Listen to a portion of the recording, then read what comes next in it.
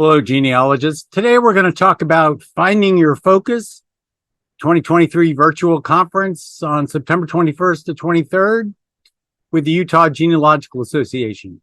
It's a virtual conference. I recommend it. And I'm the keynote speaker. And one of the things that I'm going to be talking about as the keynote speaker is finding your focus. So let's talk about not so much finding your focus today. Their conference is dealing with the concepts of direction, discovery, and destination, which are very important concepts in finding your focus. But I want to add to that.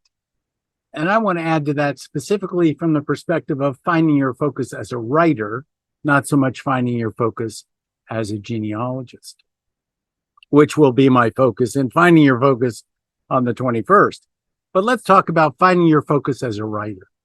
And I think the number one thing that gets in the way of your ability to write distractions, there's always something that is going to get in your way and prevent you from being actually able to sit down and write. And I think one of the most challenging parts of eliminating distractions is actually knowing what they are and then acknowledging that they actually exist. One of the things that you can do is the next time you sit down and write, just make a little list of what's getting in the way of your writing and see if these are things that you can deal with. Nothing's more frustrating than being on a roll and writing and having the telephone ring, or all of a sudden having some buzzer buzz, some ding ding, some bell ring that all of a sudden makes you wonder, well, what was that? Sometimes it's just gets in the way. If you write these distractions down, you can identify what they are. You can visualize this list of what gets between you and writing. Then you can start taking steps to eliminate or reduce these distractions. And once you create the environment that these distractions don't exist anymore, then you'll be able to write. What are some of these things? Like I just said, social media is going to get in your way. Maybe if it's a long-term project, you need to step away from social media for a while, whether it be an hour, whether it be a day, whether it be 3 days. The world is not going to come to an end if you don't keep track of what's going on in the world for a few days. You might tell people that you are busy, that you're not going to be around for a while. And then people ask why, and that will just make it worse. But you want to let people know that you haven't died, that you're not sick. I get emails from people wondering if I'm okay because I haven't posted on YouTube, because they haven't seen me, because announce that you're kind of busy right now. And then you'll know who your real friends are because they'll leave you alone. Some other things that you can do are you can just go ahead and delete the social apps from your phone. Yeah, I'm not going to do that because it's too much trouble to add to them. But some people recommend that you just delete these things and get them out of your life. I can't imagine.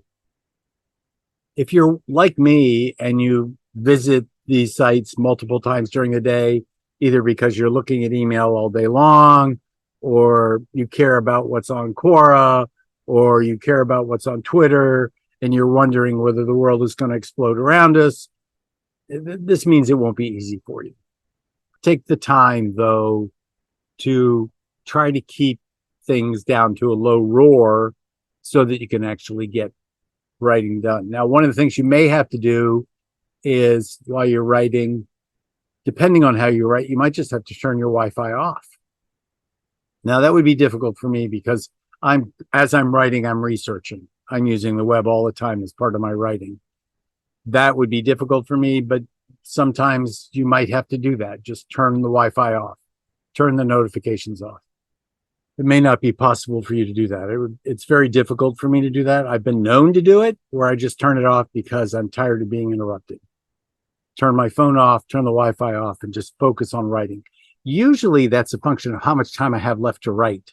In other words, my procrastination energy, I don't think is sufficient to get the job done if I'm distracted just one more time.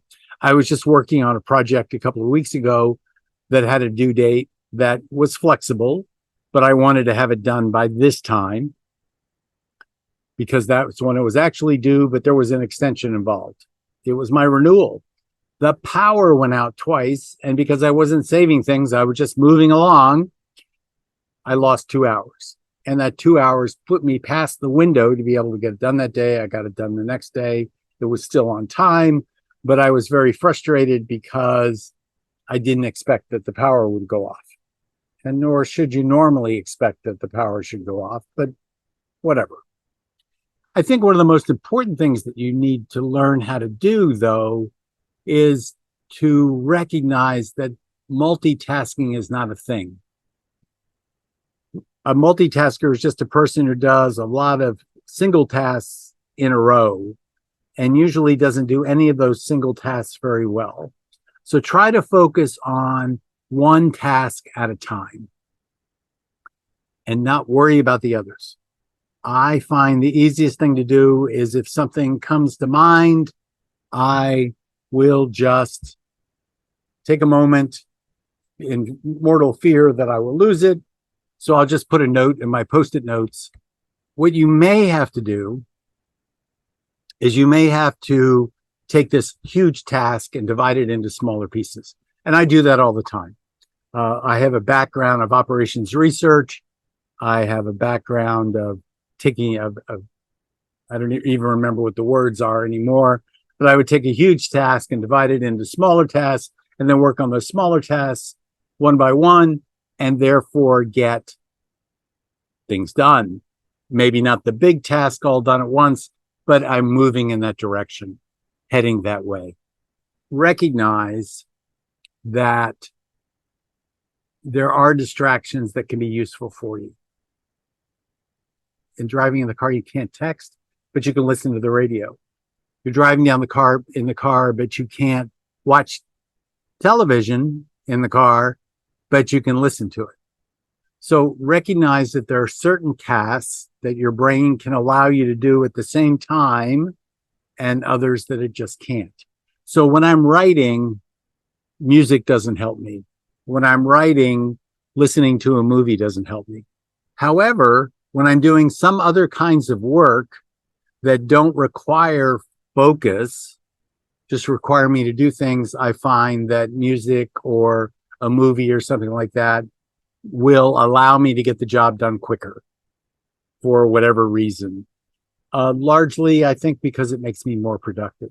And the focus of all of this is how to make you more productive, how to fix it so you can write efficiently and have some productivity and get things done. And I think that may be why they asked me to talk about finding your focus at the UGA, Summit of Excellence, because I get a lot done. Although if you look around me, it doesn't look like it. I'll add that one of the most important things you can do to get things done is to hydrate. So hydrate, focus, eliminate distractions, focus on one task at a time. If it's a large task, break it down into smaller tasks, and possibly you'll actually get something done. So this has been Craig. This has been Just Genealogy. You know, the genealogical proof standard, the final element of that standard is write. If you don't write it down, it actually doesn't count. Have a great day. Don't forget to subscribe. Don't forget to check Heritage Books' recent publications.